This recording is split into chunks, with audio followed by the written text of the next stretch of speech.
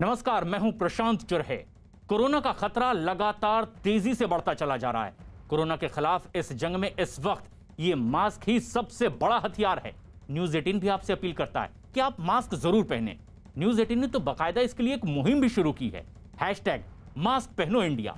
News 18 आप सभी से अपील करता है कि आप मास्क जरूर पहने, क्योंकि कोरोना से लड़ाई में इस वक्त ये मास्क ही सबसे बड़ा हमारा हथियार है। और कोरोना से ही जुड़ी एक बेहद अहम खबर इस वक्त आ रही है।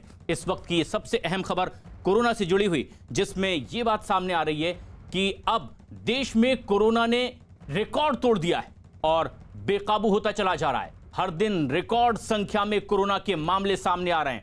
आंकड़े जिस तेजी से बढ़ते जा रहे हैं वो डराने वाले हैं। पिछले 24 घंटे के भीतर देश में कोरोना के नए मामलों ने सारे पिछले रिकॉर्ड तोड़ दिए हैं। पिछले एक दिन के भीतर 24 घंटे में देश में 2,61,500 नए मामले सामने आए हैं। और यह पहली बार है जब नए मामले एक दिन में 2.5 लाख से ज्यादा आए हैं। मृतकों की संख्या भी लगातार बढ़ रही है। पिछले 24 घंटे में कोरोना की वजह से 1,501 लोगों की मौत हुई है। रवि सिंह हमारे सहयोगी फोन लाइन पर मौजूद हैं। रवि, क्या कहा जा रहा है स्वास्थ्य मंत्रालय की ओर से आधिकारिक तौर पर, किस वजह से इतनी बड़ी तादाद में अब कोरोना आगे बढ़ता चला जा रहा है?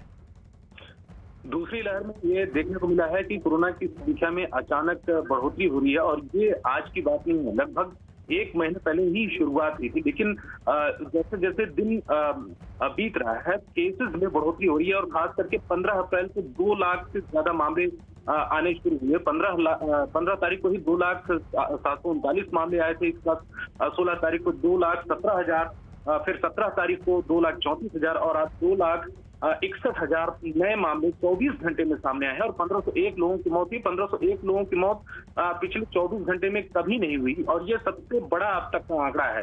तो चौथा दिन है कि 2 लाख से ज्यादा मामले सामने हैं। ये एक बड़ी चिंता का विषय है और एक दिन पहले ही प्रधानमंत्री ने बैठक की थी सीनियर अधिकारियों के साथ में, जिसमें टेस्ट, ट्रैक, ट्रीटमेंट और ये तमाम चीजों को लेकर जोर देने की बात की गई थी। रेमडेसिविर को लेकर भी बात की गई थी, क्योंकि तमाम जगहों पर कई पेशेंट्स को इसकी जरूरत पड़ रही है और इसकी कमी को देखते हुए बैठक की गई थी। तो सरकार का कहना है कि लगातार कोशिशें चल रही हैं और ये कब तक ये कंट्रोल होगा, जो नए केसेस में बढ़ोतरी हो रही है, कब तक कंट्रोल होगा, अभी इसका अनुमान लगाना बेहद मुश्किल है। प्रशांत, बहुत बड़ी खबर है इस वक्त की कि अब तक के सारे रिकॉर्ड कोरोना ने तोड़ दिए हैं और इसीलिए बार बार अपील की जा रही है कि बचाव ही फिलहाल सबसे बड़ा उपाय है। सावधानी बरतें, मास्क लगाएं, बार बार हाथ धों और सोशल डिस्टेंसिंग का पालन जरूर करें, क्योंकि कोरोना एक के बाद एक अपने पिछले सारे रिकॉर्ड तोड़ता चला जा रहा है।